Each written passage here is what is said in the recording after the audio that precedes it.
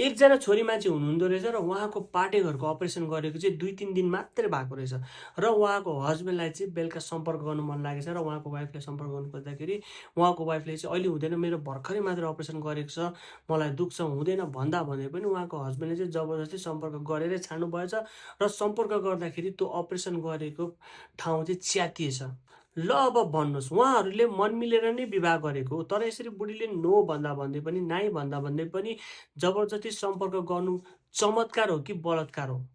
हर्क साम्पाङले किन त्यस्तो खालको अभिव्यक्ति दिए त प्रतिनिधि सभाको बैठकमा? मन मिल्दाखेरि चमत्कार, मन नमिल्दाखेरि बलात्कार। हामी पुरुषहरूलाई पनि धेरै गाह्रो छ भनेर हो। हाम्रो समाजमा यस्तो पुरुषहरू पनि छन् कि आफ्नो वाइफको पिरियड हुँदा, बिरामी हुँदा, बच्चा पाइसकेपछि, बच्चा पेटमा हुँदाखेरि जब गर्न मिल्दैन, उहाँहरूलाई गाह्रो भएको हुन्छ, त्यति बेला पनि सम्पर्क गरिरहेको हुन्छन् क्या। त्यस्तो पुरुषलाई चाहिँ के भन्ने त? यसलाई के चमत्कार भन्ने कि बलात्कार भन्ने त?